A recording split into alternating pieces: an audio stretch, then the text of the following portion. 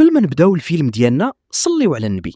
كيبدا الفيلم مع واحد الراجل سميتو جون، كره حياته حيت شارك في بزاف ديال الحروب وشاف بزاف تاع الناس تيموتوا قدامه وخا ما دايرين والو، وحتى صحابو ماتوا قدامه. ومن تما بقات حياته كئيبه وحزينه لدرجه خلى داك الاكتئاب يلعب اللعبه تاع الزهر القاتل. هاد اللعبه هي يحط القرطاس في السلاح ويدورو ويضغط، ما ماتش غير يعاود يحاول غدا، لكن الزهر ديالو طلع ناضي. المهم ضغط وما تلقاش القرطاس. مشى لواحد المارشي يتقدى منه الطاسه، من بعد كيجيو جوج شفاره هازين السلاح، كلشي طاح الارض الا جون اللي ما عبرهمش وكيختار في الماركه. واحد منهم شاف جون ما تحركش، مشى حط عليه السلاح وهددو يهبط الارض. جون دارها ليه قد راسو، اصلا هو هذاك الشيء اللي باغي. شد السلاح وقال ليه الا كنتي راجل ديرها. شويه السلاح حطو في فمو وقال لي يلا تيري. الشفار بقى يشوف في جون ما فهم والو، صاحبو قال ليه تيري فيه وهني الوقت. جون خدا ليه السلاح وسلخو بيه، قال ليه هاد الخطره الا بغيتي دير شي حاجه ديرها بلا ما تضيع ليا وقتي. واحد شويه صاحب الشفار جا بغا يضربو بموس، جون حيدو ليه وفرشخو مزيان وخد الفلوس وردهم لمول المحل وزاد في حاله. رجع للدار وشرب بزاف حتى نعس.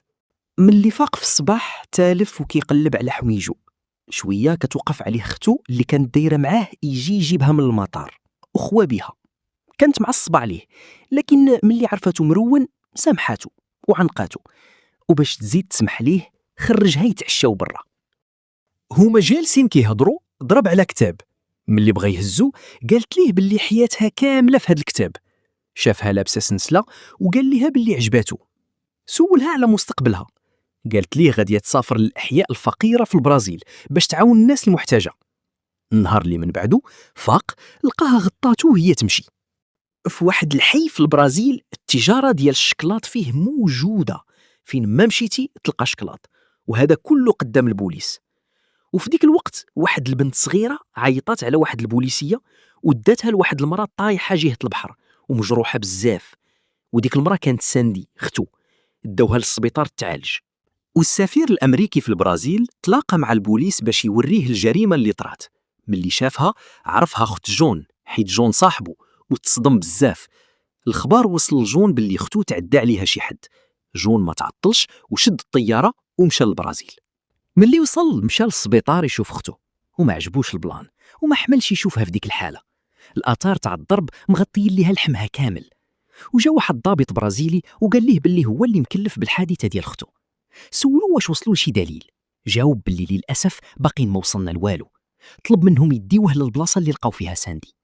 ملي وصل للبلاصه ضرب على واحد خونا كيدير فيه شي شوفات ما حملهمش. خداتو واحد البوليسيه وداتو تعرفوا على البلاصه والناس كيفاش عايشين. البوليسيه قالت ليه هنا البياعه ديال الشوكولا هما اللي عندهم السلطه، حنا غير زايدين. مشات جون لعند اختو للسبيطار، لقى واحد الطبيبه تدق ليها برا في السيرو ديالها وما دا ما جاب. ملي سول عليها الاطباء قالوا ليه ما كايناش شي طبيبه بهاد الصفه هنا. جلس في الكرسي باش يرتاح شويه. ملي غمض عينيه سمع اختو كتغوت والحاله ديالها تزادت بزاف. مشى كيجري عيط على الاطباء باش يجيو. ملي جاو قال لهم شفت واحد الطبيبه دقات ليها البرا وخرجات. قالوا ليه ما عندناش شي طبيبه بهاد الصفه في السبيطار. ملي ساق السفير الخبار جا عند جون وقال ليه ضروري تخلي شي بوليسي هنايا يحرس الباب باش نعرفوا شكون باغي يقتلها.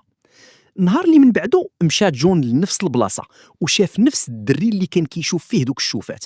تبعو وشدوه في واحد القنت وسولوا على ساندي ووراه صورتها. وهو كيهضر معاه شاف السنسله ديال ساندي معلقه في عنقه. جون بدا كيضرب فيه، لكن في ديك الوقت البوليسيه وصلات ووقفات جون وقالت ليه هاد الدري سميتو كوكي وساندي هي اللي عطاتو السنسله كادو حيت ساندي كانت مع اختو ماريا اللي تقتلات غير هاد الايام. جون طلب منه السماحه. مشى كوكي للدار وجاب الدفتر ديال ساندي مع اوراق مقطعه. جون عمر الكريشه وجبد الكربون تاع الوراق وحكى على اخر حاجه كتبات على الوراق ديال اختو. لقى واحد النمره وصونا ليها. طلع خونا كيعرف ساندي وهو المصور في ديك المدينه. دار معاه ومشاو يتلاقاو. واحد شويه سولوا على البلان اللي طرا، لكن المصور كان خايف وقال ليه باللي اختك شافت دراري صغار كيتشفروا في واحد البلاصه وطلبات منه يصورها مع واحد. قال لي جون وريني التصاور.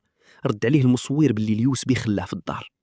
وملي بغى يهرب داليه جون اليو اس بي بلا ما يحس. شويه تفرقعت سياره المصور ومات، وجون شاف الطبيبه المشبوهه وهي تحرب. دا جون اليو اس بي وشاف كاع التصاور والفيديوهات، وتعرف على خونا اللي تلاقات به ساندي، كان خدام في مالها ليلي. شافوا جون داخل وتبعوا، وبزز منه اعترف ليه في الاخير باللي هو مهرب، وكان متفق مع خونا باش يهربوا شي حاجه. لكن ساندي عرفاتهم وعرفات شكون هو. ملي عرف خونا باللي ساندي كشفاتو بغى يفاريها معاها. جابوه للبلاصه ديال البزنازه. طلب جون من السفير باش يخليه يدخل المقر البزنازه بوحدو، ودخل ودار راسو جديد. عرف باللي البلاصه في ملك واحد ياباني سميتو ياكوزا. الحراس شكوا في جون وعرفوا باللي شي حاجه كاينه، وقالوها للرئيسه ديالهم اللي كانت باغيه تقتل ساندي. جون لقى مخزن فيه الدراري الصغار مسجونين، وعيط على الضابط، لكن الضابط قتل البوليس اللي معاه. وعرف جون بأن الضابط خائن، حيت عرف اسم هرموت بلا ما جون يقول ليه حتى حاجة. قال للبوليسية تمشي تشوف ساندي، وهو دخل البلاصة وهلك ليا العصابة واحد واحد بالمهارات اللي اكتسبها من الجيش. ملي سالا الضابط عطاه السوارت ديال البيت ديالو، ووراه بلاصة الوراق اللي مكتوب فيهم أسماء المتورطين مع العصابة، وقال ليه قتلني وهنيني.